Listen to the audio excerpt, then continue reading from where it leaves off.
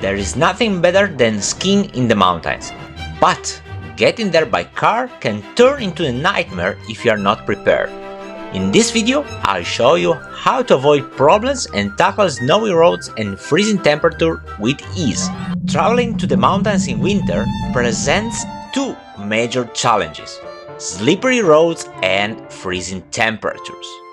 If we don't prepare the car properly, we risk getting stuck or worse, damage the car itself. But don't worry, I'm about to show you exactly what to do to hit the road with confidence.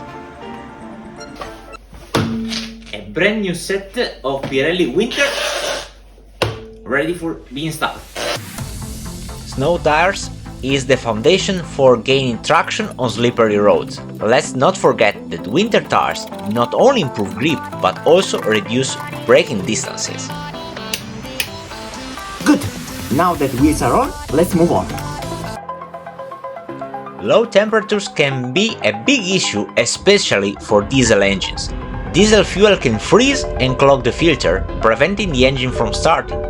Let's see how to prevent all of this. In a diesel fuel system, a crucial component is the fuel filter because it does not stop only the impurities but also water. So in case of cold temperature, this is the first element that will suffer. Now, let's move on to removing the fuel filter. On BMW, the filter is located underneath the car on the left-hand side. It's not the most convenient position, especially if you don't have a lift, but with a bit of patience, it can be done. First, you need to remove the undercarriage protection. Once that's out of the way, you will see the fuel filter secured in place. It's held by a single bracket. The inlet pipe is locked with a clip, while the outer pipe is secured with a clamp that needs to be loosened. And finally, here is the filter. But how bad it can be after 60,000 kilometers? Let's investigate it. After applying a little bit of additional persuasion, this is the filter we have opened. Okay, here is how a fuel filter looks after 60,000 kilometers. You can still glimpse its original color inside, but the outside looks awful, considering diesel is a clear yellowish liquid. Replacing it was definitely the right choice. Let's take a closer look at how diesel fuel behaves in cold. Here we have a glass of diesel at normal temperature, about 10 degrees. Notice how clear and fluory it is. Now, here is the same glass at -2 degrees. You can see the fuel starting to turn cloudy as the paraffins in the diesel begins to crystallize, a process that can lead to blockages in the fuel system. And finally, here is a diesel at -10 degrees. At this point, you can see the glass begins to freeze. But how can we avoid this and keep the diesel flowing smoothly even in this cold condition? The solution is either to use a special type of diesel called Arctic diesel or to add an additive to winter diesel to lower its freezing point. These additives are easily available on the market and can be poured directly into the fuel tank. Super easy. But everything we have done so far cannot be enough. Unlike gasoline engines, diesel engines rely on auto-ignition. Thanks to their high compression ratio, the air in the compression phase can reach temperatures up to 800 degrees before the fuel is injected.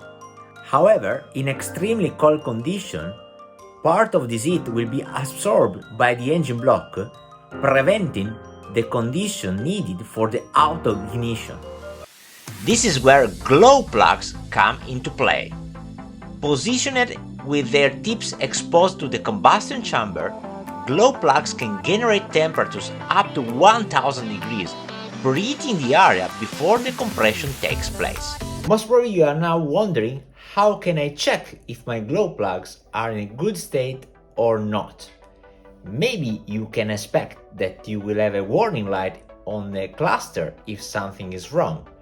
But as my experience, all my diesel cars were having faulty glow plugs with no fault or error codes at all. My suggestion about how to check them is the following.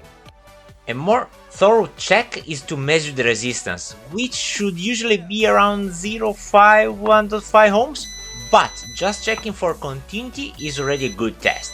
And if you have a BMW, don't forget to check also the modules that controls the glow plugs, because it has the tendency to fail quite often as well.